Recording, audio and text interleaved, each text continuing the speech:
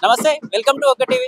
OU విద్యార్థి నాయకుడు సురేష్ గారు మనతో ఉన్నారు. ఒకసారి మాట్లాడే ప్రయత్నం. అన్న చెప్పండి, ఇన్నేళ్ళ ఈ తెలంగాణ ప్రత్యేక తెలంగాణ తెచ్చుకుంది, ఎంతో మంది అమరవీరుల పునాదుల మీద వచ్చిన తెలంగాణలో నిజంగా అమరవీరులకు కావచ్చు, వాళ్ళ కుటుంబ సభ్యులకు కావచ్చు, నిజంగా న్యాయం జరిగిందని మనం తెలంగాణ పోరాటం చేసింది మలిదశ పోరాటంలో నీళ్లు నిధులు నియామకాలని చెప్పి పోరాటం చేసినాము. ఆ పోరాటం చేసినాము. మనం చెట్టు పెంచినాము. వాళ్ళు కాయలు పండ్లు తెంపుకున్న వాళ్ళు అంటే కేసీఆర్ ప్రభుత్వం, కేసీఆర్ వాళ్ళ కుటుంబాలు వాళ్ళు ఒక బాగుపడరు తప్ప తెలంగాణ ఉద్యమకారులను కానీ అమరవీరులను కానీ వీళ్ళు ఎక్కడ కూడా ఖాతరు చేసినట్టు లేదు. మొత్తం బేఖాతరు వీళ్ళంతా. వీళ్ళు ఏంటంటే వీళ్ళు మా కింద బానిసలుగా ఉండాలన్నట్టు ట్రీట్ చేసారు తప్ప ఎప్పుడు వీళ్ళ ఉద్యమకారులు గౌరవించాలని చెప్పి వీళ్ళని ఏదైనా ఎమ్మెల్యేలు కానీ ఎంపీలు కానీ ఎమ్మెల్సీ కానీ వీళ్ళని చైర్మన్ ఏదో కొంతమందికి వాళ్ళకు గులాంగిరి చేసేటోళ్ళని వాళ్ళను తీసుకొచ్చి ముంగడేది తప్ప అసలైన ఉద్యమకారులకు వీళ్ళు ఎక్కడ కూడా వాళ్ళ చోటు కల్పించలేదు. ఇంకోటి ఏంటంటే మనము ఇప్పుడు గత బీఆర్ఎస్ పరిపాలన చూసుకుంటా ఉన్నాము.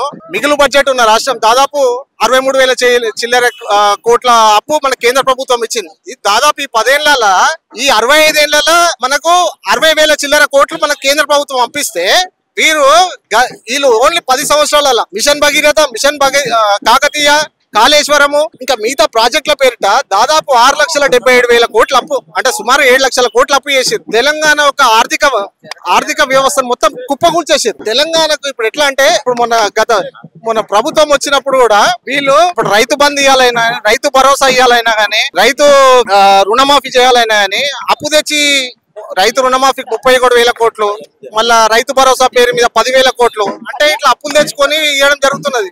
అంటే తెలంగాణ ఇప్పుడు ఆర్థికంగా అసలు మొత్తం దెబ్బతినిపోయింది.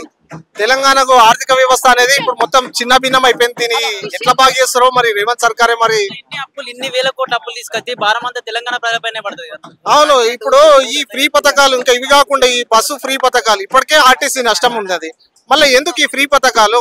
నువ్వు ఫ్రీ పథకాలు ఇవ్వాల్సి వస్తే విద్యా వైద్యం అందరికి ఒకటే రకమైన విద్యా వైద్యం ఇవ్వండి ఫస్ట్. ఇది ఇస్తే ఏంటంటే తెలంగాణ సమాజం దీనిలో కదా బాగుపడేది. ఇది ఇవ్వాలని చెప్పి నేను అనుకుంటా ఉన్నాను. ఉద్యమకారులకు ఇంతవరకు న్యాయం అనేది జరగలేదు. మీరు గత బీఆర్ఎస్ సర్కార్ లో చూస్తే తెలంగాణ గద్దర్ అంటే ఒక తెలంగాణ అంటే ఒక గద్దర్ ఉండే. అతని ప్రగతి భవన్ కి వస్తే దాదాపు 2 సార్లు 3 సార్లు వస్తే ఆ గేట్ దగ్గరనే ఉండి ఎలా కొట్టేసారు. అంటే దాని పరిణామము ఇప్పుడు వాళ్ళు అనుభవిస్తా ఉన్నారు. సో ఉద్యమకారులను ఎప్పుడైతే మీరు అగౌరవపరుస్తారో, వాళ్ళని అవమానించబడతారో, ఏ ప్రభుత్వం అయినా సరే వాళ్ళు కుప్పగూలాల్సిందే. వాళ్ళని ఎప్పుడైతే మీరు గౌరవిస్తారో అప్పుడే మీకు అందలం ఎక్కుతారు, లేదు ఇంకేదైనా ఉన్నతమైన స్థాయిలో పోతారు తప్ప ఎప్పుడైతే ఉద్యమకారులను అమరవీరుల యొక్క కుటుంబాలను ఎప్పుడైతే మీరు చేరదీసి వాళ్ళను పదులో వాళ్ళకు ఆర్థికంగా వాళ్ళను విసులుబాటు కల్పిస్తేనే ఈ ప్రభుత్వాలని నిలదొక్కుంటాయి. లేదంటే ఇప్పుడు గత ప్రభుత్వం జరిగిన తప్పు పనులే వీళ్ళకి ఈ ప్రభుత్వంలో కూడా చేస్తే మాత్రం వీళ్ళు కూడా కుప్పకూలడం ఖాయం. అలాంటి చేసిరు కదా. ఏదైతే గుమ్మడి నరసయ్య 5 సార్లు ఎమ్మెల్యేగా పనిచేసిన గుమ్మడి నరసయ్య ఇప్పుడు కూడా లోపలికి రానివ్వడం పరిస్థితి కాంగ్రెస్ ప్రభుత్వం. వీళ్ళు కూడా అట్లాంటి తప్పు చేసినట్టు అనుకోవచ్చు. అవునవును. అయితే ఇప్పుడు గద్దర్ని ఎట్లయితే ఇప్పుడు కేసీఆర్ సర్కార్ విస్మరించిందో ఇప్పుడు మొన్న రేవంత్ రెడ్డి కూడా గుమ్మడి నరసయ్యను విస్మరించడం జరిగింది. గుమ్మడి నరసయ్య సాధారణమైన వ్యక్తి కాదు. ఆయన దాదాపు 5-6 సార్ల ఎమ్మెల్యే ఇల్లందు నియోజకవర్గంలో. నేను ఇల్లందు కూడా పోవడం జరిగింది. మామూలుగా అక్కడ ఎమ్మెల్యే ప్రజాప్రతినిధులు అంటే వాడు వీడు అని అంటారు, కానీ గుమ్మడి నరసయ్య పేరెత్తగానే గారు అంటున్నారు. అంటే అతని పట్ల యొక్క గౌరవం అక్కడ ప్రజలు ఏ విధంగా గౌరవిస్తారో స్వయంగా నేను చూడడం జరిగింది, వినడం జరిగింది. అంటే అట్లాంటి వ్యక్తులను వీళ్ళు అగౌరవపరుస్తున్నారు. దీనికి భారీ మూల్యం చెల్లించుకుంటుందని చెప్పి కూడా కాంగ్రెస్ గవర్నమెంట్ ఇట్లాంటి తప్పుల పనులు చేయొద్దు అని చెప్పి నేను కోరుకుంటా ఉన్నాను. ప్రజాపాలన అని చెప్పి 15 నెలలు అయితే గడుస్తా ఉంది. నిజంగానే ప్రజాపాలన అనుకోవచ్చు అన్నది.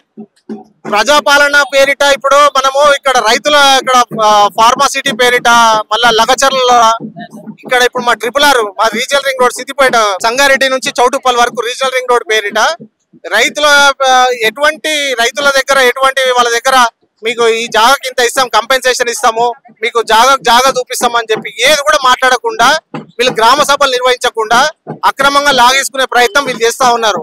ఇది ప్రజాపాలన కాదు, దొంగల పరిపాలన అని అనిపిస్తున్నది.